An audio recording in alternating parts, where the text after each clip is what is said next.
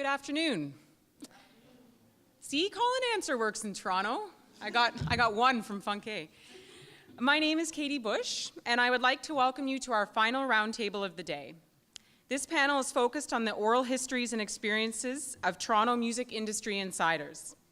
The roundtable will be 1 hour moderated discussion, followed by a half-an-hour audience Q&A.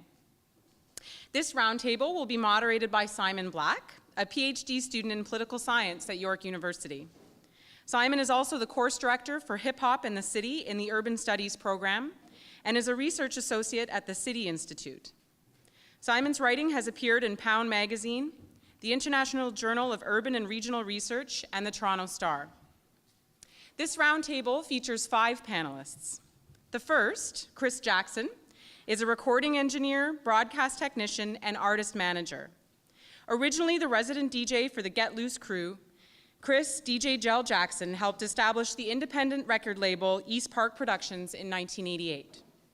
The Get Loose crew became the first Canadian rap group to produce a mini LP and the first Canadian rap record to achieve sales internationally. Jackson is currently the senior creative director at East Park Productions, a recording engineer for the CBC's Glenn Gould studio, and the artist manager of MC duo Perfect Strangers. Chris currently helps run the hip-hop monthly Big Ticket.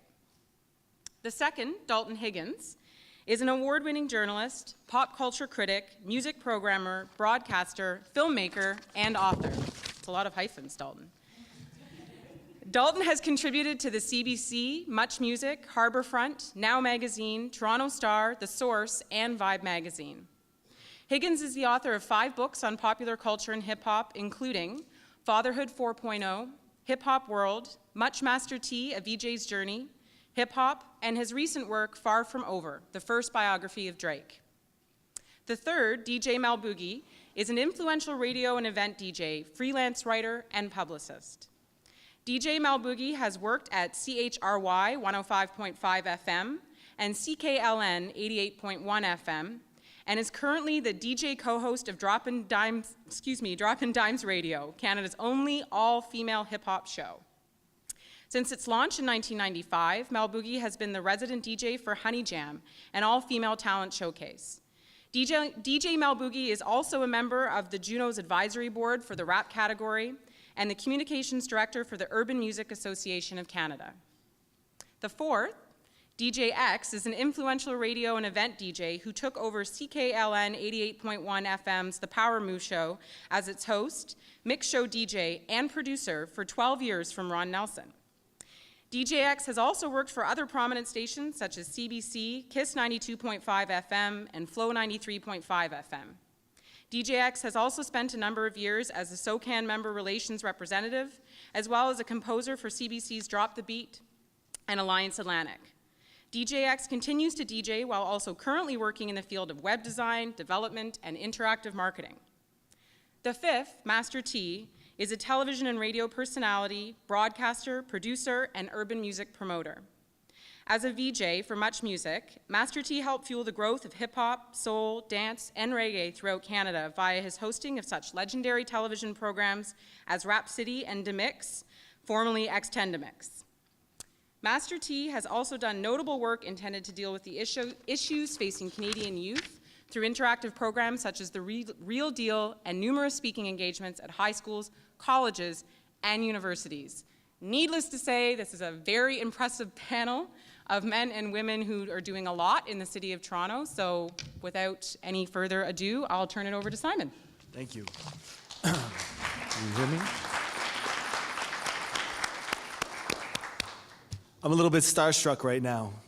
I grew up with all these people of tremendous influence on my life in hip-hop culture in Toronto. And for me, they're all hip-hop heroes of this city. And they're not only heroes for what they've done, but heroes in terms of, unlike many others in an age where wealth, power, and status are often seen as the pinnacle of success and achievement in our culture and in our society. These are people who have resisted the gangsterization of hip-hop culture. And by gangsterization, I don't mean just artists with gangster proclivities. I mean gangsterization in the same way that Cornel West uses it to describe the gangsterization of America. in which the unbridled grasp for power, wealth, and status becomes supreme before anything else. And in their separate ways, in their very distinct ways, they've all resisted in some ways the influence of big money and corporate influence on hip-hop culture. The role of the cultural arm of predatory capitalism, in which youth today are so often disarmed by a culture that was meant to be liberatory. Especially when youth today need tools of resistance against economic, cultural, and social violence coming from above, whether it's in the form of the mayor's office, white supremacy in the education system, racialized policing, racist profiling, and so on.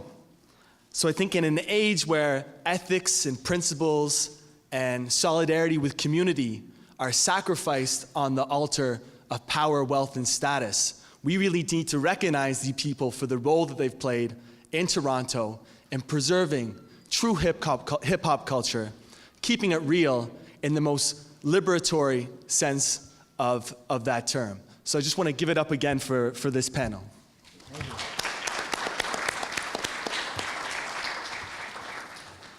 So we start with the first question, and we're just going to go down the line, starting first with Chris Jackson.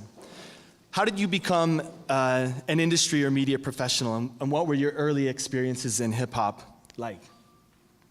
How did I become? Well, I fell in love with hip-hop just as a music, and I know my time's limited, but as far as become a professional, I remember being in a recording studio once recording somebody, and he brought a friend with him, and this was maybe like 3 years ago or so. And his friend's like, wow, man, like, this is amazing. Look at this studio and the console, and like, how do you know all this, and how can I do it? So I tried to explain to him, well, you know, you gotta have a passion for it. School helps, you know, go to school, get some education. I said, you know, there's a lot of steps to do. And he said to me, yeah, but what is the fast track? Like, how can I just do it quickly? And I said, bro, it took me over 25 years to sit in this chair.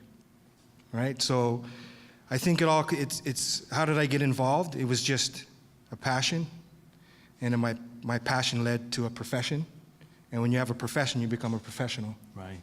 Right? So right. It's all love. It starts from love. If you love music, if you love cooking, anything you do, right? You keep doing it, and you get to that next level, you become a professional chef, or you become a fashion designer. Right? So for me, I got started just the music. I fell in love with the music. It was something I could relate to. It educated me. That's really what got me, is it gave me a sense of self, some identity, right? Some purpose. And now I'm here sitting next to you, so that's what's up. Yeah, all right. Dalton.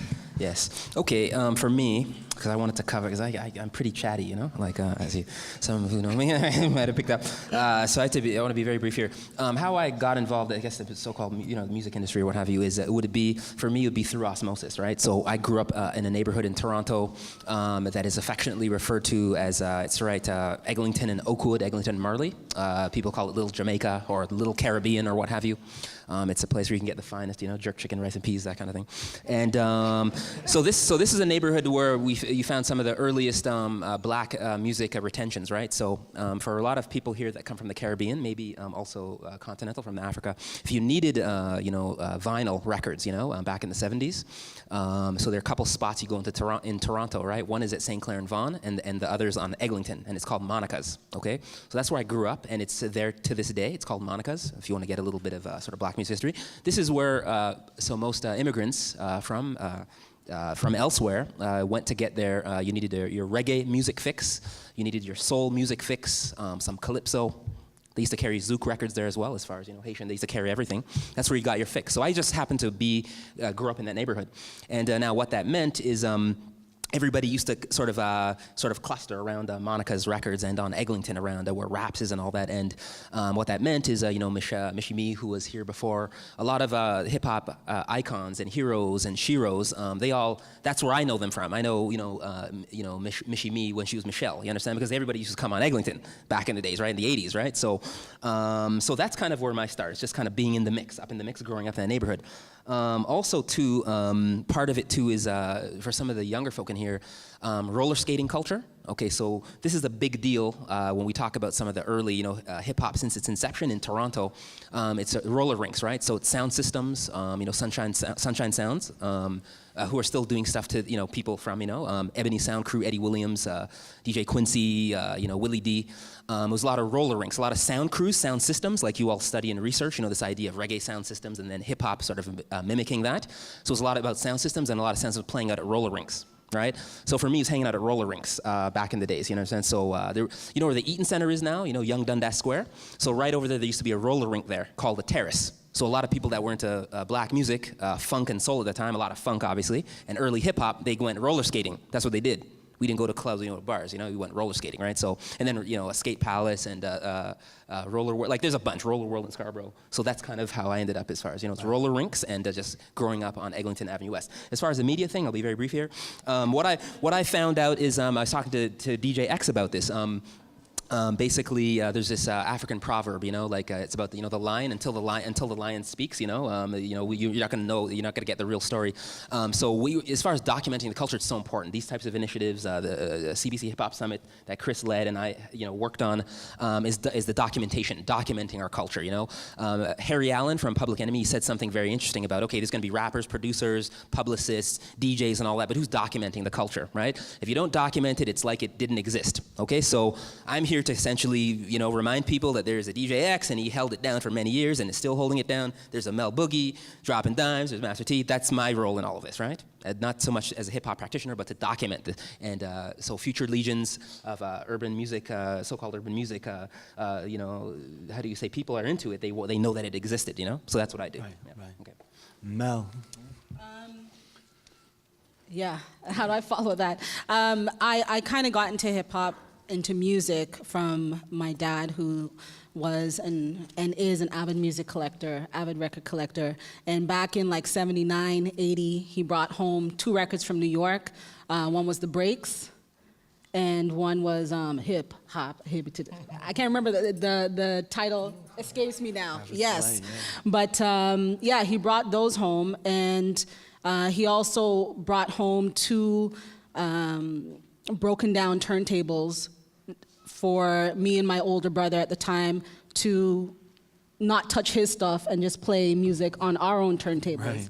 Right. Growing up, my older brother Wes and my younger brother Warren, we always used to listen to Ron Nelson. And I never made the connection of actually being a DJ at that time. But when I started going to high school, I went to high school with a group called Brass Monk, and Agile and I became pretty tight, and he used to let me practice on his decks. Again, I never made the connection that a girl could be a DJ, because outside of Spinderella, I had never seen that before. Once I started going to York, I volunteered at CHRY, and 20 years later, I'm on this panel. All right, thank you. X, you want to tie into the Ron Nelson connection there? You actually succeeded Ron Nelson at the classic 1-4 slot at CKLN. I definitely want to start by touching on something that Chris touched on, which is just the love for the music and the passion. Like, that's where it started. So I lived in Bermuda for about 7 years, and I moved back, when I was 13 or 14. I kind of got plumped in, just dropped in the middle of this, thing that was going on, which was hip hop and, the culture that surrounded it. And it pretty much blew my mind. And I just, it took control of my life. My whole life centered around it. I mean, I was at the record stores. I was spending all my money on records. I was going to shows, waiting in the snow and the sleet and rain, and catching the all-night Yonge Street bus, and doing anything possible I could to to go to the shows. And that kind of led to me wanting to play the music. So if you love something, you want to figure out the other things that kind of surround it, like how you make the music and how you play it and so on and so forth. So I started, practicing as a DJ and, buying equipment and stuff. And I ended up becoming one of the best DJs in the country in terms of tricks and stuff. I competed in the DMCs and came runner-up to a guy named Jamon Strong, who was Rumble's DJ at the time. And because of that, the radio DJs kind of cited me, and so I Mastermind actually asked me to be on his show. He used to do a show at CHRY back then. And so I did the show with him for a while. And then we fell out because it was like, two young male egos trying to take over the world. And it was his show, and he's basically like, you got to go. And, so then I had known Ron Nelson just, through the industry, actually through a family friend. And I was crying tears when Mastermind said, I can't work with you anymore. So I called Ron to what do I do? And he's like, forget about him, man, come do my show with me. So that's how I ended up at CKLN, which at the time was pretty much the flagship show for hip hop. And, I had a long run on there, for 13 years. And I rode the wave of hip hop, which was, probably the most incredible thing of my life, just riding that wave. And then Flow came along, and I applied and got the job there and started working there. And from there, KISS scouted me. They called me and offered me a job. I ended up there, and then they flipped and turned into Jack FM. And so I guess that was, you talked about being professional, that was kind of I mean, I'm still professional in what I do. I still DJ all the time and stuff, but just being in the media and being really in the forefront, that was kind of my run and how it all came together. There was, some other stuff along the way. I've produced a lot of music. I was the composer for Drop the Beat, and I've, produced records for Mishi, Dream Warriors, Nasty Howie, YOK, a bunch of different artists along the way. So it was just, it all started out a love of the music. I wanted to kind of do everything I possibly could to be involved in it. I wanted to play it. I wanted to make it. I wanted to just be a part of it. And so my love led to being a professional. Right.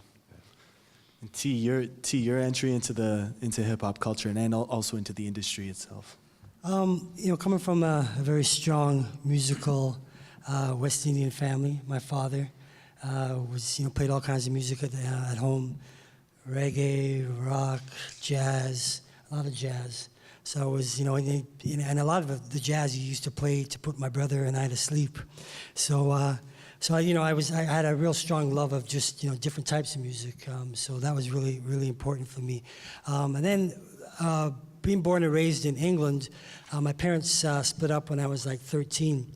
And my father moved to New York to live with his mother in the Bronx. And so, at the time living in England, my dad would, kind of have us come over. My brother and I would go to the Bronx. And it's interesting because I was watching this show the other day. There's a whole series, I think, made in the 70s, made in the 80s, made in the 90s. It's this whole series. And I was watching it the other day, and I was just having flashbacks of looking at the commercials and go, damn, I actually remember that commercial, which is kind of scary from 1970, whatever. But then also seeing just images of New York. And I remember going to New York and walking down Tremont. And you at the time, whatever song was huge, would just be played by every single store. So it was almost like just a wall of a sound of that popular music. And at the time it was, Grandmaster Flash and the Furious 5. And I remember coming from England, these little straight pants, and I had my little British accent, and me and my brother walking and just going, man, this is so cool, isn't it? At the time it was just and I didn't realize, because there was a certain, at the same time I was there, visiting, there was also the element of being in New York, and you just couldn't just, walk around and just, my dad reminded us, over there, you don't move, you wait for me, you do this, and bang, don't look in a car ever again. Well, it's a Cadillac. Bang, don't look in a car ever again in New York City. And so you learned that part, but also just the feeling and the energy of hip hop and the music at the time, rap. It was just a beautiful thing for me, and so it was kind of entrenched on that level. But in terms of getting into the media, In high school, I wasn't the most perfect scholar. I mean, in grade 11, I took 7 credits, passed 2. The 2 I passed were media classes, and thank God I took extra credits earlier. But to the 2 media classes, and I was like, hey, this is cool. Then I actually got into volunteering at the local cable station. And then, going on to working at MTV, which was actually Channel 47, the multilingual station. I used to do stories for a show called Black World at the time. Then 1984, Much Music launched, and I actually went to Much Music as a videotape operator. But also I was a very frustrated actor. I wanted to be a thespian. I was the next Sidney. That's right, Sidney Poitier. That's what I thought I was. And then my wife, brought me back to reality and said, 5 years you're going to be on the air at Much Music. And I'm like, yeah, okay, whatever. And 5 years to the day was when I actually presented my pilot and went on the air to, at the time, host Extendamix. And the rest is kind of history.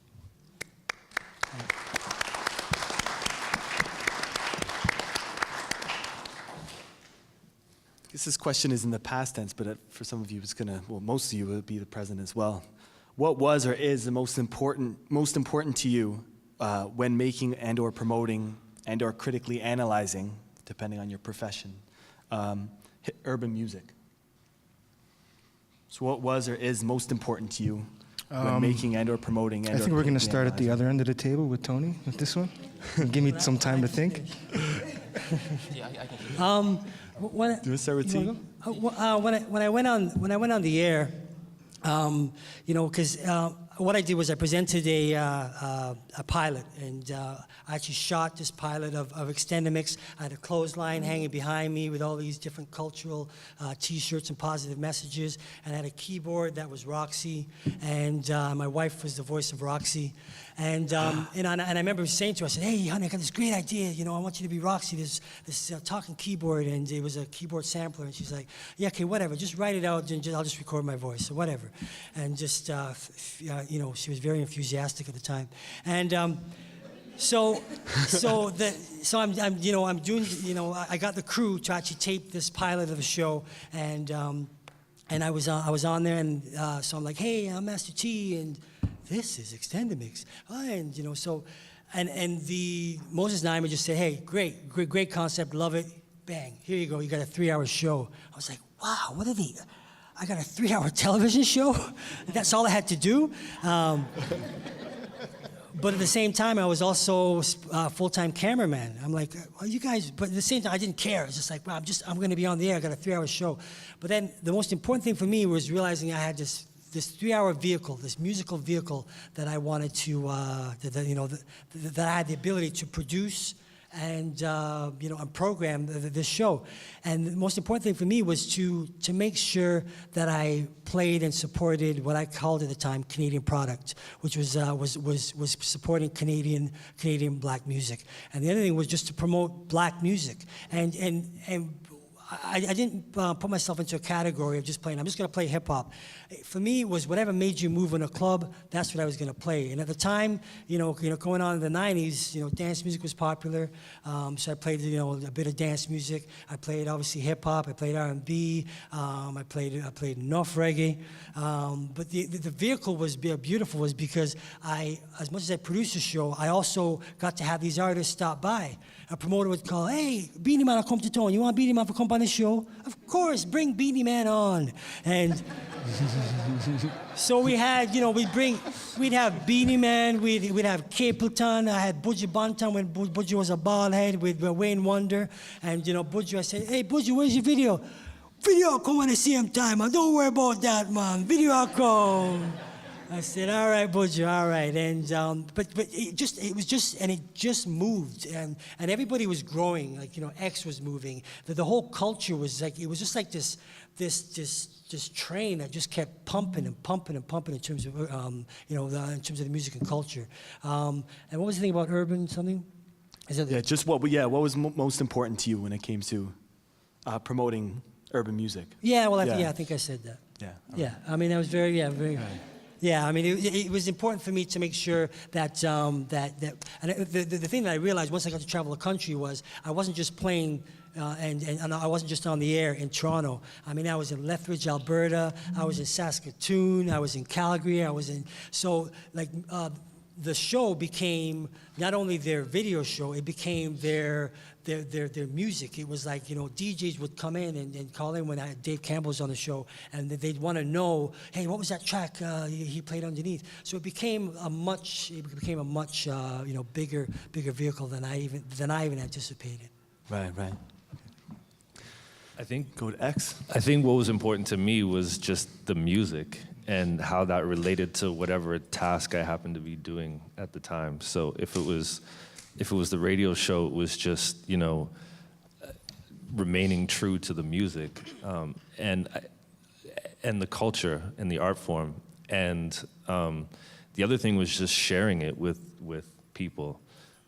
So I think that's why the radio was just great for me, because it was my chance to just share what I loved with everybody else. And that's such a natural thing for a human being. I mean, if you love something, you want everybody to know it, and you want to share it with everybody. So just sharing it, I had the radio show. It was kind of my job to bring stuff to the people, and sometimes not even stuff that I liked. I mean, sometimes I didn't like everything I played, but I felt a duty to kind of put it out there, so that people could hear it, and again, just sharing it. But most of all, it was just about the music and remaining true to the music. I mean, I had such blinders on back then. I didn't want to hear about any other genre. Don't talk to me about, don't talk about rock. Don't talk about even reggae back then to me. Don't talk to me about R&B. Don't talk to me about anything. Right. It was just hip hop straight down the line. I opened up a little bit as the years went on, but really I was just blinders on, hip hop. Don't talk to me about anything else. Right. So the music was important to me. That's what's up. Mel. For me, in addition to the music, I've always been very aware and very respectful of the fact that I'm one of the fortunate few to have a show on college radio. And because of that, it's not something that I take very lightly. Every week we'll have a different guest from either Toronto, from somewhere in Canada. We had MOP a few weeks ago. We've had J. Rue the Damager. I think it's my role to give artists a platform to get their stuff out, especially for the Toronto artists that we see all the time. As great as it is that we have, these commercial stations that play urban music, as an up-and-coming artist, it's so hard to get out there, and I think it's the responsibility of the college radio DJs to give that support to the artists out there, not just the male artists, but being a female DJ, I definitely try and seek out female artists and give them that extra platform and support wherever I can, so that's what I look for. Right. Dalton. Yeah, for me, my whole role in this sort of hip-hop puzzle, I think it's to bring a sort of a critical analysis to the culture, because sometimes for me it seems like it's sorely lacking, it's this idea of not being afraid to call the kettle black, white, South Asian, First Nations, right? Asian, Eastern European, Australasian, it's sometimes a bit lacking, as a cultural critic, my background is as a hard news journalist, right? So the first story I got paid for, Now Magazine, I had a relationship with Now Magazine for 10 years, and I still, an ongoing, but it's just less frequent, is some of the first pieces I wrote, while I was at York, because I went to York, right? Brap. I went to York, and and basically, I think it was 1995. The first story I wrote, had nothing to do with hip hop, but it was an opportunity at the Ontario College of Art and Design, when it was still OCA. They were closing down this great visual arts gallery, and there was a sort of a student uprising, protest movement brewing, and that piece of reporting on the culture is very attractive to me, right? It's not for everybody, bringing that critical analysis. So if we see rampant misogyny, whatever it is, homophobia, anti-black messaging, it's not everybody that will want to tackle these hard, touchy, taboo topics. But it's something I enjoy doing, and also too, as a culture critic, you're not, like my role is not really really I'm not in this to make friends, you know? I'm in there to, essentially call the kettle black, you know, to kind of say, hey, no, that's actually really sexist. So what are we gonna do about it? And that's reflected in all of my books. Like it's a kind of just, for the Drake, for example, just to leave you with an anecdote. My latest book is about Drake, and while it's there to celebrate his successes and his, him winning a bunch of awards and all that, being a trailblazer, which is fantastic because he went to school just up the street from me, and he's a proud Torontonian and all that. He's a 416 tattoo, all that kind of thing. Mm-hmm. But it's also to question, dissect, and deconstruct some of his art, right? So for example, the N-word. I know on college campuses and certainly university campuses, there's always a tremendous debate. I know this is jumping in guest lecturing, and so who's allowed to use it? Is it still okay? Is it N-I-G-G-A, N-I-G-G-E-R? He uses the word ad nauseum, around the clock, and a lot of his rhymes, So in the book, it's an opportunity to say, okay, you're biracial, you're black and Jewish, right? His mother's a Caucasian Jewish, and his father's African American from down south in the United States. And a bunch of his friends, a lot of his crew are non-black. They're from the dominant culture. So when he's recording these tracks and saying the N-word, the N-word, the N-word, are they singing along with him? Or do they feel comfortable enough, his mother, are they, because, you sing along to your friends' hits, their greatest hits, right? The N-word, the N-word. Are they doing that, and is that okay? And how do black communities feel about that? So it's just to ask tough questions, That's what I do. Yeah. All right. And Chris? So I think what's important to me when promoting music or critiquing is authenticity. Like X said, he was all about hip hop.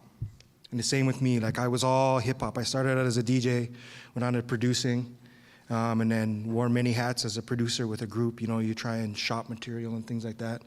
But it's all hip hop. I studied hip hop, and I studied it because I lived the culture, the music, everything about hip hop. So I studied it, and I know hip hop.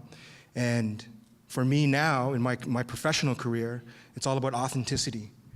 With the Big Ticket Monthly Hip Hop event that I do, I have tons of people who send me material. Tons of artists send me material. And I actually take the time to listen to everything. It might take me a minute because I get so much and I'm busy doing a lot of things. But I listen to it and I offer valuable feedback because I think that's important to the artist. But what I'm listening for the authenticity of what they're saying. You can tell an artist and a rapper, you can tell when they're rapping if they believe what they're saying, right? Whether it's talking about their girlfriend that they love, or talking about the drugs they sell, or the guns they bust, right?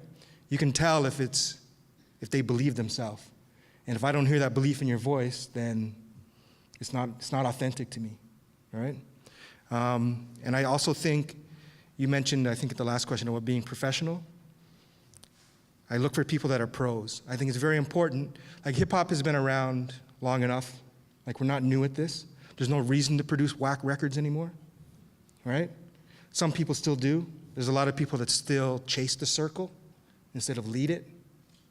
And I think it's my responsibility, and everybody on this panel, it's our responsibility to teach people. Because when we were coming up, we didn't have teachers, right? We laid the groundwork for this. We were teachers. And we were talking up at the top during the break, and Tony was saying that it's very important for us to document this. And that's why this panel is so good, is because it's giving us an opportunity, and we don't get the time. What he was saying actually was we're so caught up in what we're doing, we don't necessarily recognize what we've done. Therefore, we don't document it. And it's left for other people to document, and they start calling it urban music instead of black music, right? They start saying, hip-hop's for everybody, it's not a racial music. That's fine, everybody loves it, it relates to everybody. Everybody can do it, just like everybody can play a guitar. Everybody can play a piano if you take the lessons. But there's a reality, and the reality is there's authenticity. And the authenticity is really what I look for in music and with artists. And again, I'm kind of rambling on, but again, I think it's all of our responsibilities to develop talent, because I do a lot of that. And again, with the Big Ticket Showcase, that's part of the purpose, to create that infrastructure and develop talent so they can get to that pro level, right? Really quickly, working with CBC, and again, I studied hip hop, so I was all hip hop. And when I started with CBC, I was open more to world music, right? And I was fortunate enough to record a classical record that actually won a Juno. So for me, when I look back on it, that's pretty big, because again, I'm a hip hop guy, right? And I actually recorded a record, classical record that won a Juno. So I think what I'm trying to say is, like, if you have a passion for something, just keep doing it. There's, like, I know you have specific questions to ask, but there's things that we need to, like, relay to people listening. And for me, it's all about your passion and, again, your love. I'm going to keep going back to love. Like, if you really love something, and if you're passionate about entertainment or about music or about hip-hop, just keep doing it, man. Just keep doing it, and you'll get that career and you'll get to that professional level. And there's people like us now who can provide you with guidance and give you that extra boost that you need, or that information that you need. So when guys send me material, and it's kind of, you know, it's a little fucked up, because when I was shopping records back in, like, the late 80s, early 90s, right, people were looking for certain things, right? And I was told enough times that, oh, it's good, but we're really looking for the next Wu-Tang. Of course you are. I'm looking for the next Michael Jackson and Prince, right?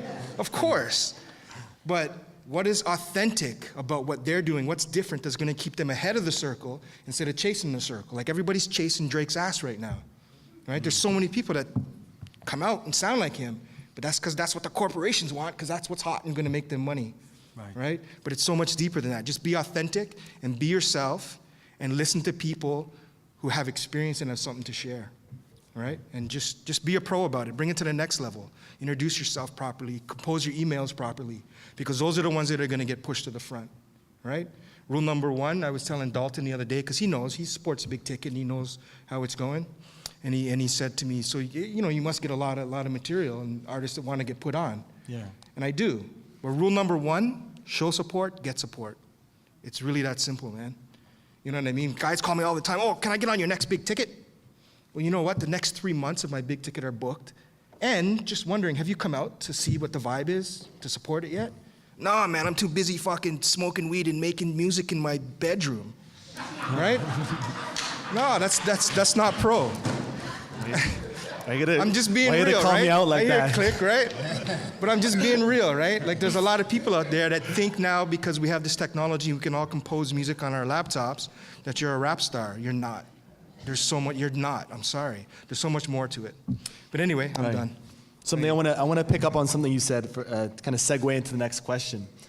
One of the things I discuss in my course is how the term urban music has been used to erase the fact of hip hop as an Afro-diasporic cultural form. What did you back then, when you were first getting involved in the culture, what did you understand by the meaning of urban music, and how has that changed? Well, I think when I first got involved in the music, it wasn't classed as urban music, really. It was classed as black music. And then black music became urban music. Then urban music, there became an R&B chart. Then there became a hip-hop chart, right? And really, it's pop music now, right? People still use urban music. I guess that's the polite and friendly way to describe black music, I guess. To be honest, I was really confused by the term urban music. I didn't know, because you look up urban in the dictionary and it gives you a description of urban. But I think the dictionary's description is different from the reality of what corporations and the industry is trying to describe it as. So to me, I mean, it's all, like, I know what's good, right? You can put whatever label on it you want, but the term urban kind of confuses me.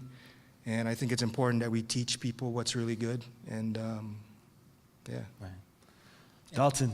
Yeah, absolutely. Yeah, the urban, that designation to describe a way, rap music and R&B, soul, et cetera. It's a problematic term only because it wasn't invented by us. It wasn't invented by the people. It wasn't invented by the practitioners. It's an invention by corporate. Like Frankie Crocker is a radio DJ, WBLS.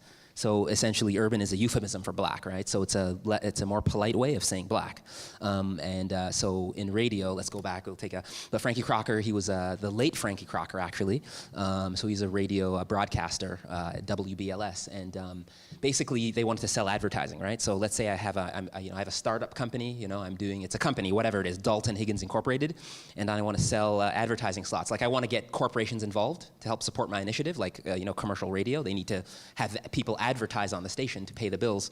So that's what it is. History of the term is it's a more polite version of saying, hey, we're a black company, we play black music. Can you give us cut us a check for $2 million, right?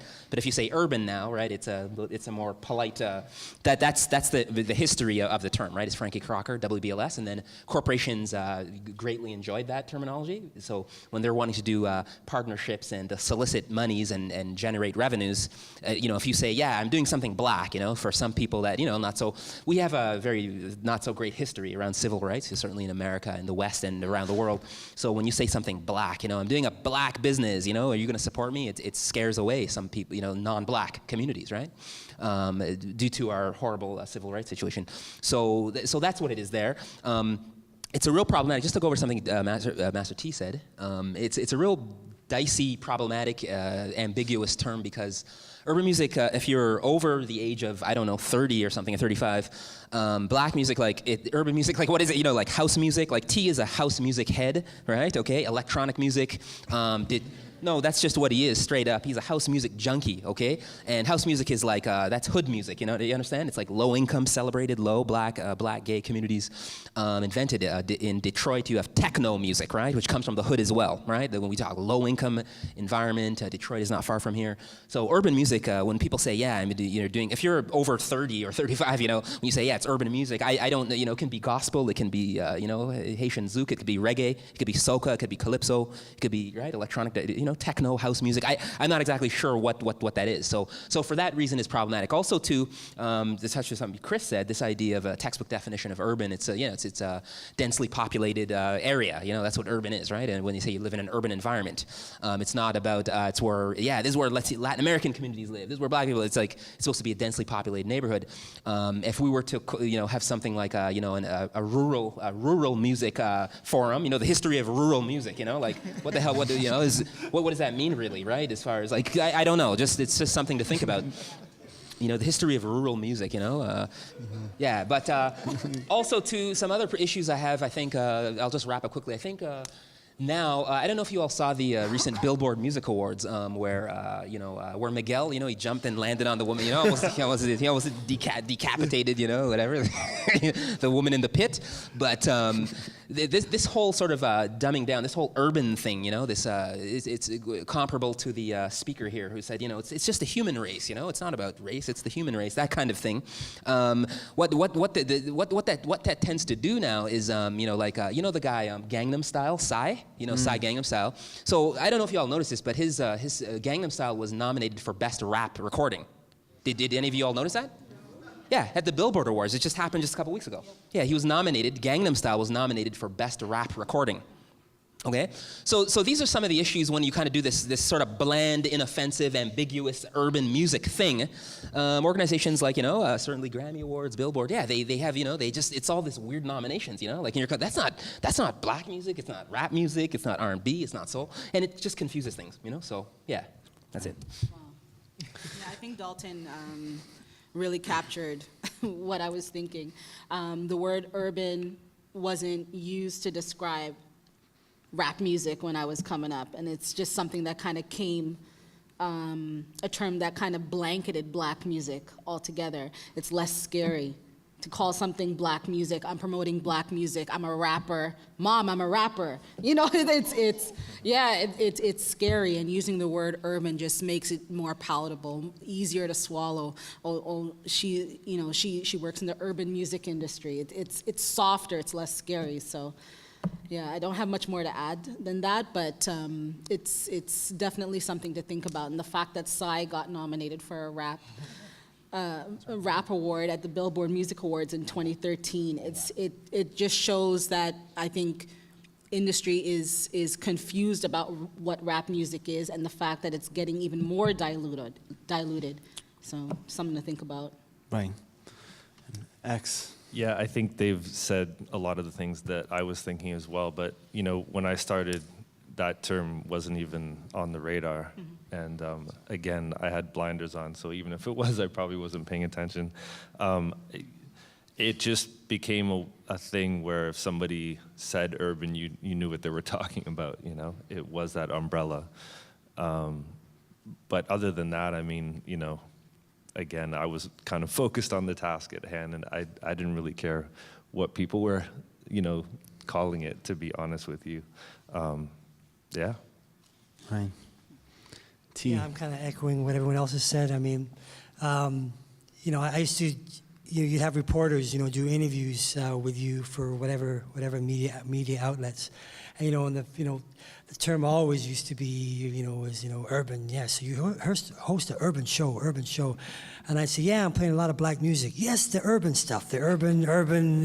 Yeah, we just played a whole bunch of black videos and the urban, and it made it, for them obviously, it made it very comfortable, and it was also, I think somebody mentioned it too, in terms of, for parents at the time, because it was much safer for Johnny to be listening to, hey mom, I'm listening to urban music. Okay, Johnny, that's okay. And it goes into, what? There's an MF and there's an N word in there? Who's screening this music? And so yeah, for parents at the time, and it crossed all kinds of different areas. But I remember too, I used to get into all kinds of different debates when I would do the show, do my show, and that's one thing about we're all sitting here. We talked so much, like even off camera, we run into people, and there were always debates about the music and the culture and this, and everyone was all really very passionate about it, and that was always a big thing, because you're almost considered a sellout, as a black person, if you said, yeah, I'm urban, and it's a brother would say, yo, check yourself, man, you're black, you're doing something black, and so it was always it was always up for debate for sure. I just wanted to add something. Sure. I think it was very much an industry term, like kids back then would just call it what it is. If it was hip hop, it was hip hop. If it was house, it was house. If it was R&B, it was R&B. But if you were talking to somebody in the industry that wanted to put an umbrella on everything, then that's what they would use. Yeah, it's that corporate control, like they need to sell it, right? And we all touched on that, like what's the easiest way to sell it? Well, let's just call it urban music. Right. Never used, though, to describe the blues or rock and roll or jazz, for that matter, despite their roots in African American, Afro-diasporic That's why it's musical traditions. Yeah, and urban is like, as a music presenter, I present a bunch of concerts and symposium. And the thing is, so you have this other term that's equally problematic. They say like world music. Have you all heard that? They say like I'm going to a world music concert. Urban, it's much the same, because what does that mean? And a lot of sadly and unfortunately, like baby boomers, they're like world music, and I'm like, I don't know, what are you talking about? So in the world music category, just for those not familiar with the term, it's a category that describes like non-Western musics, right? So when you go to a concert, let's say South Asian music, traditional classical Indian music, and it's like sitar or tabla is being played, it's like that gets lumped into the world music category, right?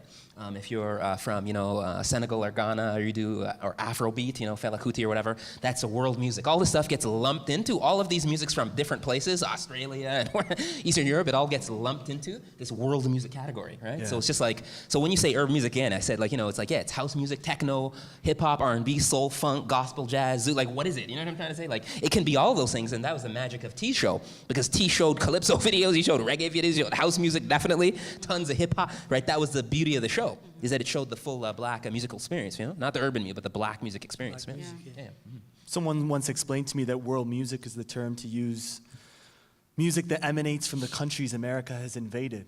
Yes. Yeah. That's Absolutely. and then the designation also comes from the American music industry, right? To describe, Right. Yeah. Yeah, it's not invented by us. That's imperial, the problem. an imperial projection. It's not invented by us. No. Last question is before you get to Q&A. What challenges do you think the industry currently faces in representing marginalized people and populations? So women, racialized people, LGBT folk. Who wants to take that on first? Sure. I guess that would be me. As far as women and hip hop, there is still a lot of misogyny and sexist language and behavior that's acceptable. Like at work yesterday, a girl told me, she was quoting a 2 Chainz song, all I want for my birthday is a... and it's okay. This is a conversation we're having in the workplace. It's not somebody that I know very well, somebody that I just met, She doesn't know that I'm involved in the music industry, but she felt okay saying that to me. And back in the day when I was coming up, as far as hip-hop was concerned, there were those types of lyrics, but there were also the Queen Latifahs and the Moni Loves and the Public Enemies, and there was a balance. It wasn't just all that one type of music. There's definitely an issue as far as the whole misogyny thing is concerned, and also the acceptance of homosexuality in hip-hop. It's the two don't go together. Having an all-female show that plays hip hop, that's always been a big question. Like, my sexuality has been questioned. Like, how can you be a DJ and be straight? like people question that. Right. And it's just interesting. If I was a dude, I'm sure nobody's ever questioned DJ X. I don't know about that. But I'm saying, just as a female, that's something that has come up, and I know there are a lot of other artists, DJs who wouldn't have to face that type of questioning and have to justify certain behaviors, that sort of thing. Right. I just want to ask, why does sexual preference need to be an issue, and why does it have to be defined like in hip hop? Like, what is? I'm a little bothered by that question all the time, and the way media or whoever bigs that up. Because I don't really think it's an issue, and I don't think it's an exclusive issue to hip hop. I think it's more media that points that out. So. I second that notion. Ditto squared. This idea of people put this sort of magnifying glass on rap music and hip hop culture as being responsible for all of the ills of society. It's sexist, it's homophobic. You know what? The broader society is equally, if not more, homophobic, sexist, misogynistic, So just you go out there and do your own independent research. All right. You don't need me to sit here and tell you that. When you're a young African-Canadian woman and trying to rise up the ranks in some corporation on Bay Street or whatever you're doing, and the door gets shut in your face, like some friends of mine. So that's not, I don't know if hip-hop is responsible for that, or, I think there's some other things at play, So what I would say to the question, though, is I think that we need to be doing a better job. This is, I came in, as critical analysis. We all need to be a lot more critical, because what I find is, when I said I didn't come in, I don't do this to, grow my friends or followers base. I don't really care about that. What I find is in the industry is that we have this idea. There are a lot of critics now that are like, or pseudo, quasi critics, and they're in the industry to grow their, have more friends or something. So they're not very objective. They're not neutral, impartial, right? All those things that hopefully reporters and critics and academics are supposed to be, right? Is to get all sides of the picture, and then have people determine where the culture needs to go. So I think we as a hip hop community, I think that's kind of and human beings in general, right? Is we're not here to kind of just say like you hear a rapper put out a track and it's very offensive. Saying to black women, right, or Japanese women or whatever, and you just sit there, not say anything about it, not doing, and just you're complicit if you don't challenge that, So I think a lot of the critical is kind of lacking now. It's totally lacking, in fact, because all I want for my birthday is a big booty hoe. Okay, right? That's 2 Chainz. Okay, so birthday song, right? That song with the top of the charts. You all know that, right? Billboard charts, like it's a chart topper. Yeah. And you know what the hook is, right? The hook is all I want for my birthday is a big booty hoe. That's the hook, or the chorus, right? Are you okay with that?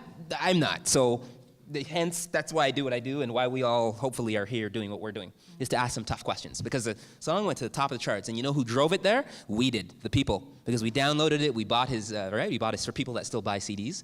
I haven't bought one in who knows how long, but for people that still, right? Yeah, it's people. It's you all that drove it to the top of the charts, right? So that's it. But wasn't it the labels that made that music readily available to the radio stations that pushed it, that promoted it? Isn't it too easy to just say that these problematic trends in hip hop are somehow just consumer driven? that Right. we just, you know, we just. I don't know if it's consumer-driven or corporation-driven. If you play a song on the radio and it plays 3 times an hour for 8 hours out of the day, eventually you're going to like it.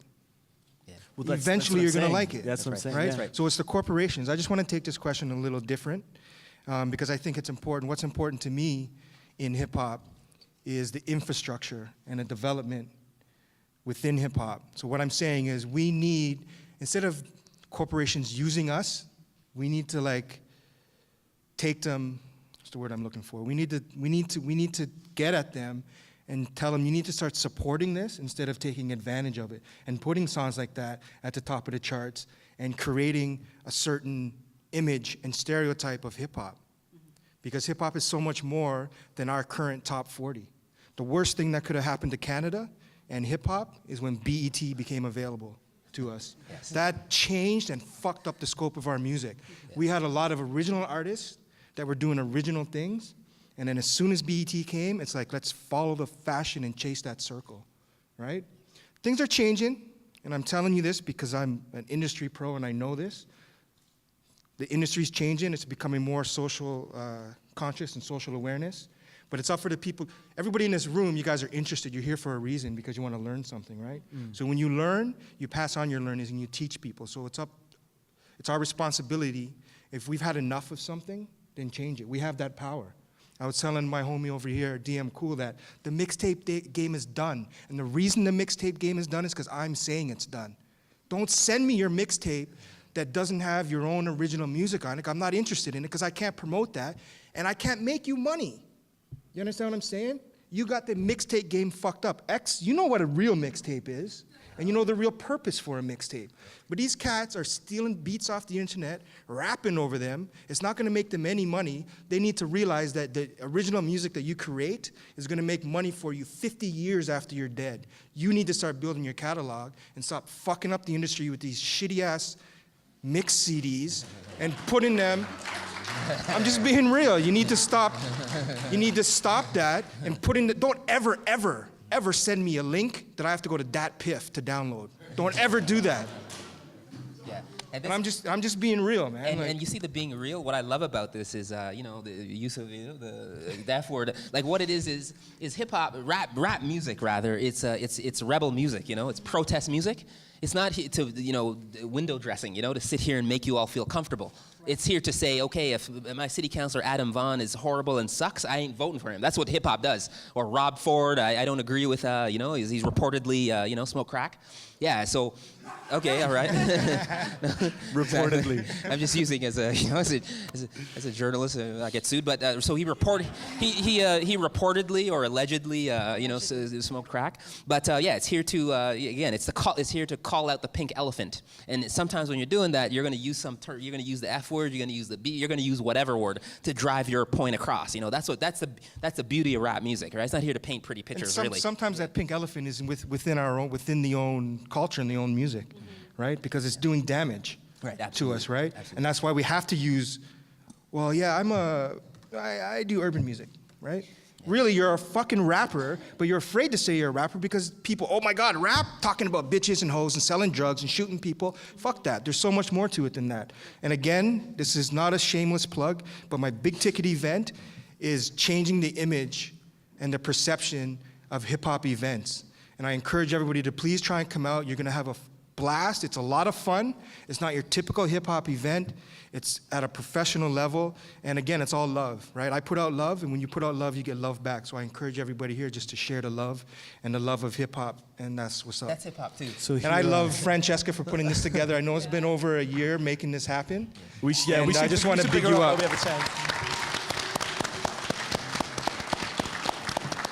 So, T and X on that last question. I don't think we fully kind of hashed it out.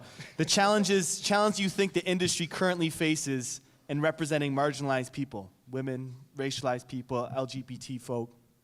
If I go back to when I was doing my show, I think I did 3, major specials on, because obviously it was a video show, and people would complain, well, why is this, rapper standing in front and there's like these, 10 girls and they're in bikinis and da da da da da, And and over the years, it would be almost like the same topic and the same issue, right? And it would kind of go revolve around the same thing.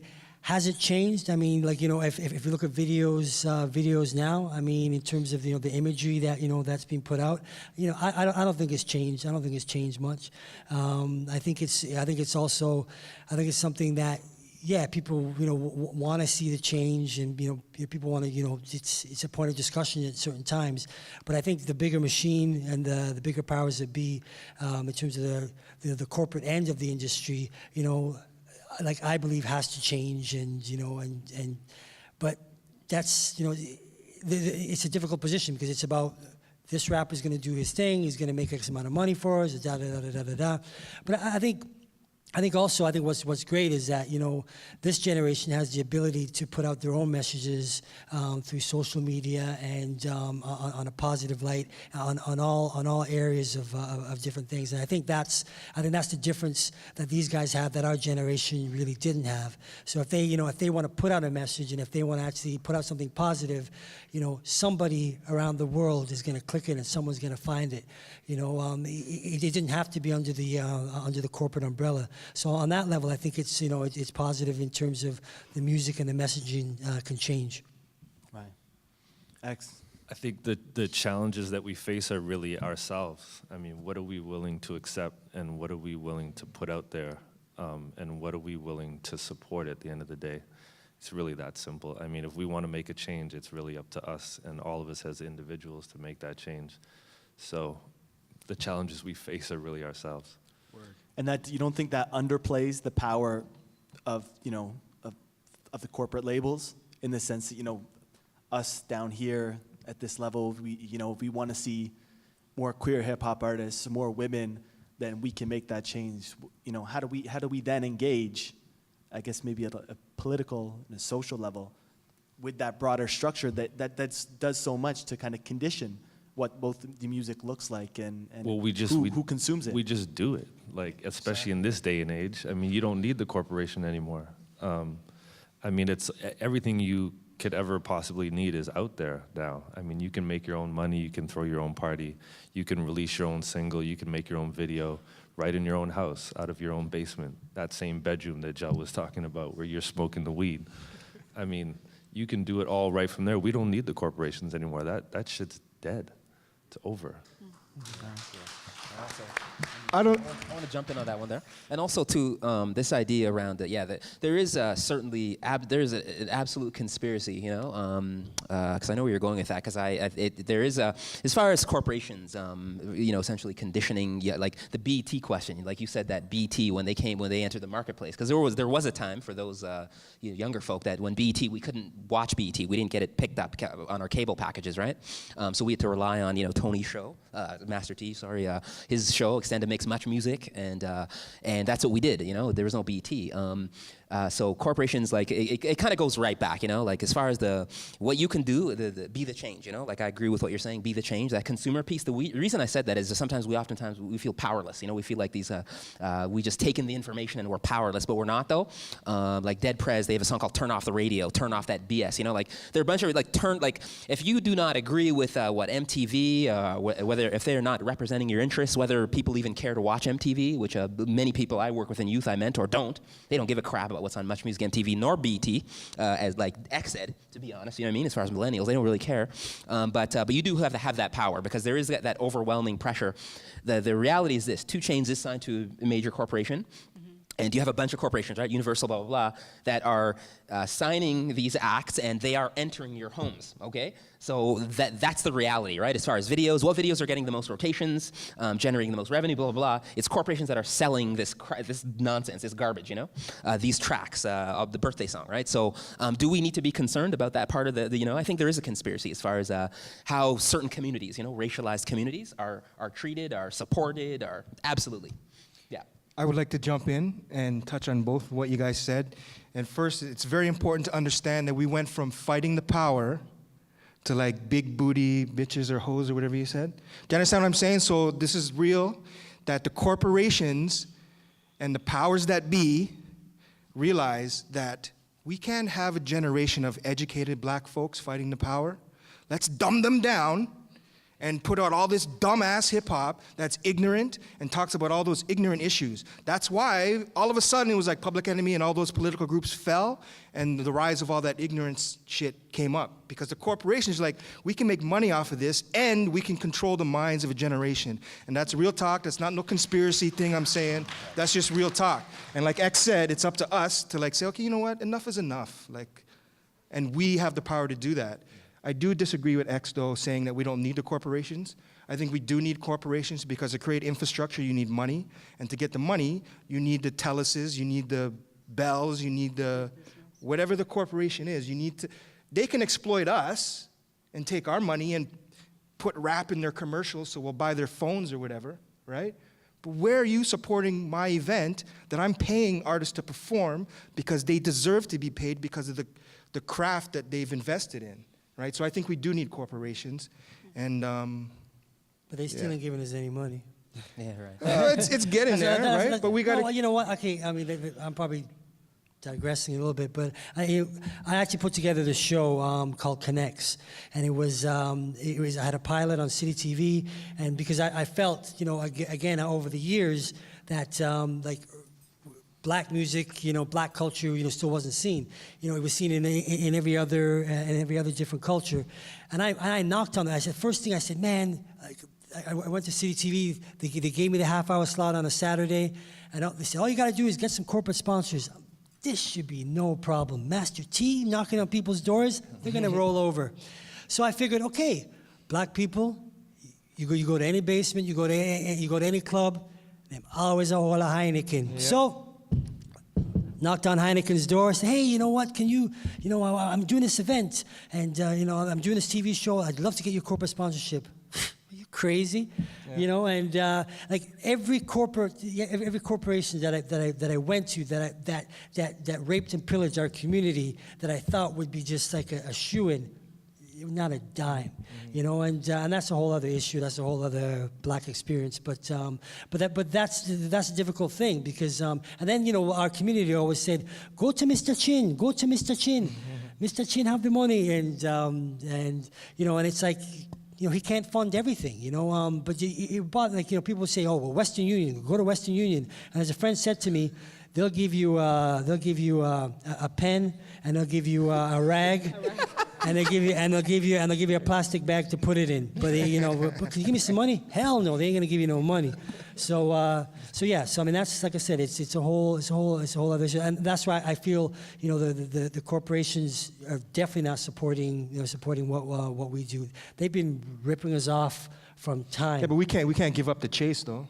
Right? No, I'm not saying we don't. What we have to do is we have to empower our own selves. We have to have our own financial. Well, that's the beautiful thing. Our own financial basis. That's to me essentially what we need is like I was telling you guys before, is to control our own destiny and have the power and the ability to do it. Because the minute we knock on their door, yeah, I mean, but look at who we're knocking on the doors. I mean, like in terms of media, I mean, Bell, right. Shaw, you know, and Rogers. I mean, you know, and then if you go up the corporate ladder, yeah, we may be in all the call centers, you know, answering all the phones and doing everything else. But you'd be hard pressed to find a woman, a female executive, and people of color high up. Right. And that's where a lot of the challenges comes in these corporations. The beautiful thing with hip hop now is that there are people in powers of position that can make those decisions, and we do have to make things happen for ourselves. For example, Click, I don't know if he's still here, but he runs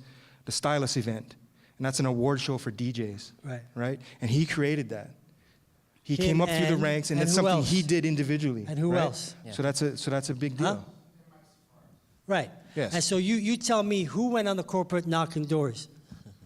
No, exactly. And for those people who don't know, he is a person of what? He's a white guy. And did he get all the corporate funding? No, we actually hired him. I have had people of color go for sponsorship for us, and I've had people that aren't of color go for sponsorship and have brought us sponsorships. So it's been on both sides of the fence, you know?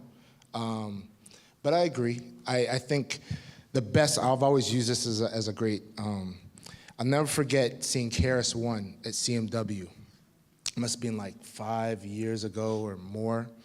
And he broke down this whole scenario of sponsorship and corporations. And it made me really realize how far behind we are in Canada. He talked about how when he, back in like 1989 or something like that, you know, sponsors would come to him being, hey, you know, we want to have you, you know, sponsor our Nike, or, you know, he had the I'm Still Number One song, which was a big song. And he was like, you know, fuck all these corporations. They don't know nothing about hip hop, and I'm not letting them rate my shit. So he never took any sponsorship endorsements that came his way back then. Come forward, you know, 10, 15 years later, he gets, I think it's Absolute or some vodka company comes to him, says, we want to use the song Criminal Minded for a commercial. He's like, oh, you just want to use my gangster shit, da-da-da, and he's really pissed. And the guy's like, no, hold up. I know all your music. I have all, this is the people from the actual liquor company saying, no, I'm a fan. I own every single record. This is where I come from. This is my background. And this is like the head of like the ad agency that represents this vodka brand in America. You know, it's somebody came from the actual community who understands the actual culture, saying to him, nah, I'm not trying to pimp your shit out. There's a reason why I'm using this song. This is the dialogue, this is the direction, this is how this commercial is gonna be. And he all of a sudden started to realize that the community that he came up with all now run these companies. In the United States, States. And they are in a sense of power where they can make a difference. Exactly, and that's what we need in to do. Canada, Canada, that's not the case. Exactly. We don't have a lot of people from our community who are running ad agencies, running media companies, so it's very hard to walk in and try to say, you know, oh, let's get involved in this type of event or in this type of project, because you have to do a whole educational thing with these cats. Right. You have to make them feel like, oh, it's this way. You got to use proper words that make them feel like it's not a certain cultural thing. You got to make them feel like, no, this is a world thing. Mm-hmm. So that's why we got words like urban and all these type of shit, just to make them feel happy. You know what I'm saying? Yeah, so we got a little bit of shucking and jiving too. There's a lot of shucking and jiving, but you know what? If you can get the money, at the end of the day, it's for the community, and you got to do what you got to do to make it happen. You know, and that's, you know, as long as you ain't bending over, you know what I'm saying? And doing what isn't right for you, and you could rest your head at night and know that you're doing the right thing. You know, but I think the one thing I wanted to say is I do think, you know, I worked in the music industry for record companies for a long time. And the one thing I will say is I don't think the record companies are at the point where they were in terms of the manipulation the way that it was. I really truly believe now it's not so much about going out and plucking something and force feeding it to people. They are now looking for the stuff that's already hot, and they are taking that and bringing it to people. It's not so much about looking for the big booty hoe. The big booty hoe songs are already there, and they're popular online before they even get board. Mm-hmm. So the corporations aren't the ones birthing this anymore. It's the community that's birthing it. That's the real. They just take it to another level, yeah. But hopefully, hopefully we can address this I have to move on to questions because we're running out of time. We can pick this up, but I mean, there seems to me to be a feedback loop, right, between consumers and then corporate control, and to disentangle the two is very difficult. Mm-hmm. So we can open up for our questions, and I'm going to aim for gender parity. So we'll go man. I'm going to just jump off what you said, actually. That's exactly it. I like this saying, everything can be complimented and everything can be criticized. And I truly believe it, because hip-hop got to the point where it's like, oh, you know, we grew, and then we used to be the marginalized, disenfranchised voice and the minority, and then we became the majority, and now we're the mainstream, and now half of us hate. You're not hip-hop unless you got to a point where you hate people in hip-hop. Like you have to be brand new if you're like, I'm not disgusted by my heroes or my idols or my peers. Like, that's part of being in hip-hop now. And it's like, The fans can be criticized and complimented. So can corporations. There is a place and a time for corporate power and energy and structure, yes. But yes, we can all diss Flow. Fuck Flow. They still haven't played a Mindbender song. But at the same time, I am happy that Flow exists. I would not have it any other way. I want Flow to exist, but there needs to be 5 more Flows. Yes, we can all, and Much Music still has never played a Mindbender video, but I still go there and support it constantly. I was on Rap City 25 times, and it was only 28 episodes before they cut it, and which is why we realized we have to capture our own culture, which is really why I'm happy you all are documenting this, because it's that important. But we can't even diss like universities or anything. Everything can be complimented and criticized. But I wanted to say all that to say, like, we've all, like, especially Tony, I tried to be the next you. I had George Strombolopoulos take me in my box of resume with a petition with 200 names on it to try and continue the legacy you did. And they were like, oh, no, I don't care about you, Mindbenders. Because, I was thinking for myself, stupid me. I'm just saying, like, what do we do? Like, do you think if we need to destroy some of these corporations and industries, or are you fans of, like, getting our people in those places, or are you fans of, like, building our own structures? Because it's the ultimate Babylon question. Like, does Babylon fall? Like, do we build a new one, or do we take over the one that exists? Hey, could I answer that quickly before question? All right. Yeah. So The Grid. There's a newspaper called The Grid. It's an alternative news weekly. It's free, like Now Magazine, and they produced a piece, sort of a condensed history of Much Music, the nation's music station. In their history, so-called history, pseudo-history, there was nothing having to do with black music in there. So they interviewed all these VJs, George Strombolopoulos, and blah, blah, blah. They didn't interview Michael Williams. They didn't get to Master T. They didn't get to Nat McGinney. They didn't. So again, so we need to challenge these institutions for one. So we did a little Twitter thing, and we basically bombed them, and then they just shut the hell up. So I would implore you all in the room not to, The Grid is to sort of question, the publisher, he sent me back a note. He said, The Grid, we stand for inclusivity, and it's our mantra. Being inclusive is our mantra. I sent a note back. I said, you don't have any black editors. You have no black reporters. What are you talking about? So this is the kind of, just to give you some facts here on the environment you're in, is that the Grid newspaper, they were defensive that we kind of said, hey, how could you do a history of Much Music and not include a ton of black and so-called urban music VJs in this history? There's nothing, no images, nothing. And they were defensive. They said, no, inclusivity and diversity is our mantra. This is what we believe. And there's like no black editors, no black reporters. So we need to be very critical, all right? That's my answer. Keenan took offense, right? The editor, he's, they were liberal, multicultural Canada. It was ridiculous, yeah. Yeah. This woman on the mic here. Hello. Hi, everybody. My name's Dynasty Williams. I'm a singer and a rapper. And I have a question for you guys. If you guys could just explain to me why you decided to stay in Toronto, because I'm just saying, like, the industries over here compared to the industry over in the States is, like, totally different, and it's, like, way bigger over there, and people have, like, different opportunities to make a lot more money, but, it's, like, more competition. But why, what's so special about Toronto? Like, what made you stay? Like, That's a great question. Somebody else take that, because I got an answer to that. Go ahead. Somebody else. We got to answer that one. As a DJ, I have small children. I got married when I was young. My whole foundation is here. I've been DJing on radio for 20 years. I've been told by my counterparts in the States that, Mel, if you were doing 25% of the work that you're doing in Toronto, down there, that could be your 9 to 5. You wouldn't have to have another job. And maybe that's true, but I stayed because, like I said, my foundation is here. I know a lot of people who have gone to the States and have come back because it wasn't this overall mecca that they were hoping that it could be for them. But that's my own personal story. So, and I love my city. And since I'm here, I'm not going anywhere. I'm going to do everything that I can to support the industry, support artists as much as I can while I'm here.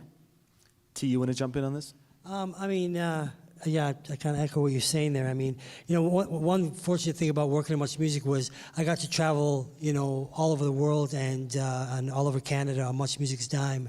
So that was actually good. And I also realized that, I really really love Toronto. And if I was in the States, I would be huge. It'd be like Master T, Will Smith. Like that's how big I think I would have been. But I know I probably could have had opportunities in the U.S. But I also realized, it's funny because I've left much music. I left much music in 2001. And it's like I'm almost re-energized. There's something buzzing because actually we were talking about what we're working on, and I'm actually working on something. And I was like, actually, I got to keep it on DL, and I got to kind of keep it. And X is kind of looking at me like, what's wrong with you, man? Like just tell me what the hell it is. And but there's something about what's happening here that my wife and I were working on this project, and it just fits into what I believe my next chapter is in Toronto and in this country. So for me, it's not over. I still feel energized, and I still feel, granted, I didn't feel that way maybe a couple of years ago, but at the same time, right now, that's what I feel. I feel energized again, which is cool. Sorry? I'm going to tell you. Just like I told X, it's gonna come. Can't share it right now. Hey, it soon come. Soon come. All right, it soon come. All right. I just want to say, real quick, as an artist, you may see more opportunity for you in the States, but there's also a lot more fish in that sea, right? So Maestro did it. He went to New York after his first record popped off, went there for his second record, kind of flopped, right? So it's tough. Just continue to do you, and eventually the circle will come around to you, and you'll be the popular top 40 stuff, or you'll be the popular cycle as long as you continue to do your stuff, whether it's here or there. And I have can I add, very quickly, a shift has taken place too as far as, in my book, Hip Hop World, I talk about the shift. So people, our generation, if you didn't sound like you were from New York or West Coast, in the later part, it's like you weren't hot, Now a seismic radical shift has taken place where Drizzy, Weeknd, people are looking to hear for inspiration now. So let's be aware of that, right? How many New York rappers, or the real heads here, how many New York rappers from New York are popping off, you know what I mean? Outside of like how many, right? Can you name any? And Mindbender, who's a hip hop. Yeah, exactly. You see what I'm saying, though? So you could go to New York. Yeah, you can go to New York or go to these places, but New York rap, as far as the independent, it's not even that hot. People are looking to hear for inspiration. That's what I talk about in my third book, Hip Hop World. And that's that circle, man. Yeah, you know what I mean? People are looking to hear for what's hot. Yeah. So I think we have time for maybe one more. If it's quick answers, we could maybe be able to fit two. I don't know. So one question over here. My question is for Dalton. And I'm interested to know what you think about Macklemore, whether that's hip-hop or not. Macklemore? Because you said hip-hop is rebel music, and he has a lot of messages in his music, and it's anti-consumerism and stuff like that. But for me, I don't know, maybe it's his rhyme structure. There's something missing there. So is that hip-hop? Yeah, Macklemore is technically, I guess, one would consider Macklemore hip-hop. What's hip-hop about Macklemore to me is the song that blew up on the charts called Thrift Shop. As he's talking about basically as far as low income, right? So when we talk about the history of why, wearing baggy clothes, that whole thing, wearing certain, it's rooted to a low-income environment, Why is hip-hop to me? I don't particularly like his music, but that Thrift Shop, my daughter, she put me onto it, is that he's talking about basically going to, like you go to Value Village, Goodwill, Salvation Army. It's going to secondhand clothing outlets and putting together fresh gear. You see what I'm saying, though? That's part of what the whole structure. That's what, and to me, that's hip-hop. You understand? That's very counterculture to make a song about thrift shops and shit. You know what I mean? Like, really, truly. Because a lot of people are doing it. They go to Black Market on Queen Street, and, you know what I mean? That's hip-hop to me, right? Like it is punk, or it's rebel music. It's taking, pins and putting together outfits and doing whatever you got to do to put, yeah. So that's hip-hop to me. But I'm not a Macklemore fan at all, no. All right. You have a microphone over here. Back to a woman. Gender parity. You're up. Amanda? Oh, you're not asking a question? Okay. All yes, right, I just then. have a quick question. Okay. So for artists like P. Rain and Perfect Strangers here in Toronto that create positive and influential music, how do you guys feel about artists in Toronto and North America in general that glorify gun violence and heavy drug abuse? Do you guys feel that we should look at their tracks as a concern to maybe social problems and stuff that are happening in our communities as hip-hop enthusiasts and as fanatics, or do you think that we should just kind of sweep them under the rug and just ignore them and differentiate them between real hip-hop and gangster rap? How do you guys feel about that? That's a good question. I think we have to remember that hip hop is entertainment, right? So I can go watch a comedy movie, I can watch a drama, I can watch a romance, and the same with hip hop. I love a good party record, right? I'm a big 50 Cent fan, right? So I think it's up to you, really, and what you want to do or what you're trying to teach or pass on. Like the Perfect Stranger CD, for example, you can play that with your kids in the room and feel comfortable because there's no swearing on the whole record, right? So it's all about what you want and what you want to get out of it and what you want to teach, I think. So it's really up to you to make that decision. Because again, and it's what you relate to. Like I relate to a lot of different music and topics and what they're saying, but it's entertainment. So for me too, it's about how are you flowing, how are you putting your words together, is it witty, or are you just talking shit, all right? All right, I think we're out of time, so I'm gonna have to close the floor to questions. There's so many. Boo. Sorry. So just give it up for, we have time, we have time? One more? All right, one more. York security is gonna get real in a second, so you know how that is. York, we're very progressive until security rolls around, and then we'll see. All right, one more question. Just one question. That was really powerful, first of all. Like, I feel energized totally by the discussion, so thank you. I wish more professors taught that way. The students would never get bored, for sure, in the classroom. But what I want to ask, basically, I know Master T and Dalton, you're familiar with reggae music. I'm a big fan of dancehall music. I would like to know your opinion. Do you think dancehall music is becoming increasingly like American hip hop, and like the distinction between those two genres is almost none, or it's minimal? Or I'm thinking like, you know, Tommy Lee and Popcorn and Movado, you know, those sorts of artists, which I'm a big fan of, but the sound, you know, especially the instrumentals, very electro, 808s, all that, it's there. So, do you think it's a good thing or a bad thing? That's all I wanted to ask, so thank you. With dancehall is a cousin, you know, it's a not so distant relative of rap music, because when we look at the history of the music form, its origins and its originators, its inventors, come from Jamaica. You could make the case to as far as West African griot culture, but it's Cool Herc and then South Bronx, you know. So there are very strong connections between the music forms, you know, through nature and nurture, by nature and nurture.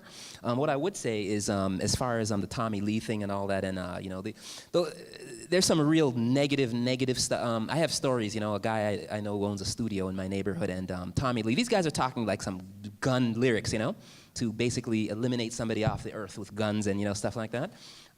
Very questionable at best. Some of the messages, Vibes Cartel, there's some people rocking free Vibes Cartel t-shirts and this kind of thing. But Vibes Cartel has some, I think, issues maybe around racial identity and skin bleaching things, you know. So this was a gentleman who at one time or another, you know, was, black, dark complected, chocolatey brown, and then all of a sudden, there's some skin bleach kind of like, so these messages, they're sending some very horrific, questionable messages, I think, to music, dancehall fans in particular, and just to society in general. But they are cousins though, right? It is raw. Dancehall is a raw form, you know what I mean? There's academic scholars, Dr. Carolyn Cooper at UE, you know, I spent some time at UE. It's a hardcore, it's harsh. It's from, as you know, we would say here in the West, the hood, you know? It's not there to, it's not there to paint pretty, you know? Or neither is the blues music, neither, it's there to kind of talk about, put a mirror to reality. That's kind of what dancehall music is doing, you know? And that's what rap music is doing. So if you're offended at that mirror being put to reality, then maybe listen to another music form, you know, but that's what it's there from. It's coming from a Garrison in Kingston. You know, my background, father from Kingston, Jamaica. It's, when we talk about young people here, you know, I mentor, they talk about things are rough in the Rexdale and Doomstown and all that, right? One of my youths are, you know, Mahmoud. And I'm like, no, take a trip, to Kingston with me. You know, you don't know rough, you don't know low income, you don't understand poverty, you don't understand lack of access to education, you don't understand a lot of things. You know, take a trip, or to Lagos, Nigeria, or whatever. So it's there to put a mirror to reality. That's what some dancehall is doing, you know? So that's just what it is. I take it for what it is. Could it be cleaned up and more conscious dancehall? Absolutely. Yeah. All right. I'm sorry, I have to cut it off there. Did you wanna? Or, no? You just give it up for our panel. This has been amazing.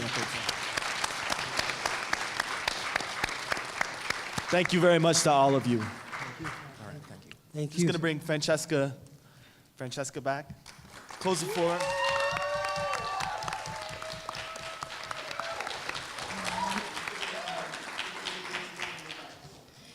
So I'd like to thank you all for coming. Today was a wonderful day, and I guess what it proved to us is that there's just far too much to tackle in a single day in 4 panels, whether they be academic or practitioner or media professionals. But I'd like to close today, obviously, with some closing remarks. But before I begin, I'd like to take a few moments to acknowledge Mel Boogie, and the reason for this.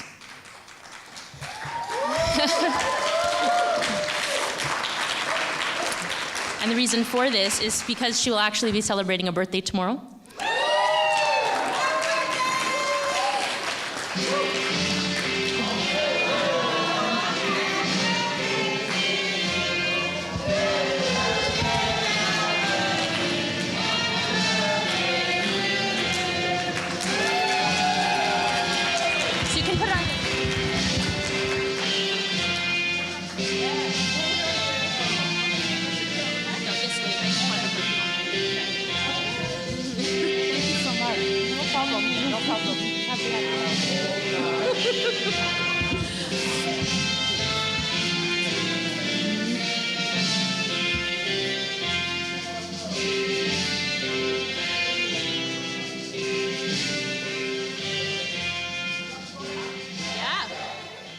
Absolutely.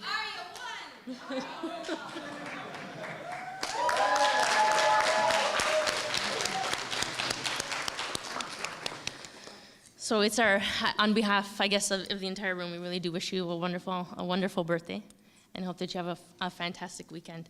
So I'd like to kind of take a few moments to just give credit to all those who helped put today together, because there were many people behind this entire project. So today would, of course, not have been possible without the generous sponsorship of York University's many faculties, institutes, and departments.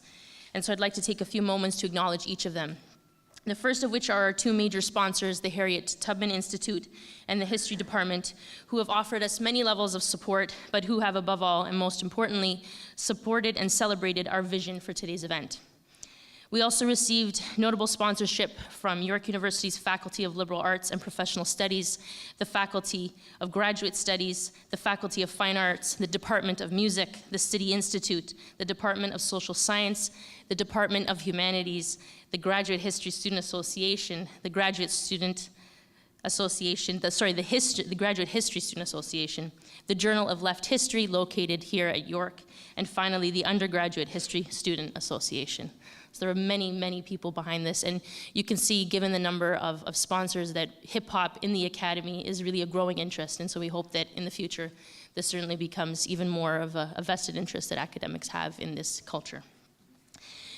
Much of today's behind-the-scenes work would not have, of course, been possible without the tireless work of our many volunteers, our panel moderators, and both Nala and Imad Jurgis of Anush, who generously donated their time and skills for today's conference, as well a very big ode of gratitude, I should say, to Big Jacks, Bozak and Royale of Backroad Radio, a CHRY 105.5 radio program at York University Radio, who generously provided their talent and skills by spinning Canadian hip-hop throughout the day as we discussed the culture's history.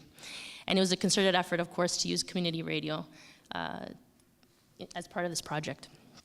An unequivocal thank you to each of the Roundtable panelists who took the time to join us today and share with us their rich personal and professional histories. This morning, Maestro, Mishi, Danny-O, Mindbender, and Motion. I don't believe any of them are still here, but if they were, I would have. Yes, Mindbender. My apologies. So I will say it to you and pass it on, of course. Your discussion of hip hop as art form has been invaluable to our understanding of how the culture has developed over the course of the past 30 years, and so we thank you graciously. The panel that you have just seen before you, Chris, Dalton, DJ Mel Boogie, DJ X, and Master T. We are grateful for your tireless and courageous efforts to promote, safeguard, and love the culture that we all hold so dearly. I, as I am sure most everyone here in attendance, am grateful for all that you have done to continue building in positivity hip-hop culture. I owe a tremendous debt of gratitude to both Chris and Dalton, who in the past 2 years have truly embraced this project. They have mentored us, and particularly me, and helped us get this exact group of panelists here to share their experiences with you all. And so, my heart to you both. those of us who study and seek to preserve the history of hip-hop culture, many of which, of course, joined us here today in the academic panels, to whom the committee is also grateful for, hope to lay the foundation in academia for the preservation of this culture's history that you all have worked so hard to nurture and to protect. After nearly a year of hard work, I would be remiss not to acknowledge the tireless efforts of those who have joined me in the planning of this year's event, the organizing committee. So some of which are right here on the corner here. Both Funke and Katie, who are both graduate students in the history department here at York, as well as Amanda, who is seated right up there, who is both an undergraduate student and a writer at badperm.com. These women have given innumerable hours of their time to help see this project through to its end. Without their work, above all, today would not have been possible. And finally, on behalf of the committee, I would like to thank all of you present here today. As a public history conference, today's event became a true dialogue, which is what is most important and perhaps is in the spirit, most of the spirit of hip hop. And so for that, we are especially thankful. We hope that you have a wonderful evening again, and many thanks for attending.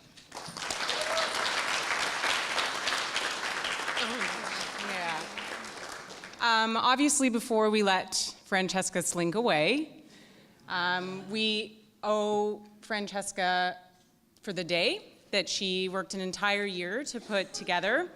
And we're especially grateful, Francesca, for your tenacity, your dedication, your refusal to take no for an answer when you ask the question. But more importantly, we really owe you for your dedication to art and learning and fighting oppression in all of its disguises, and your passion and compassion.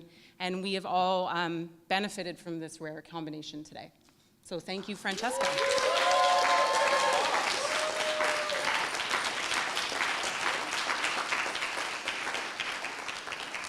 And please take food before you leave. Have a wonderful evening.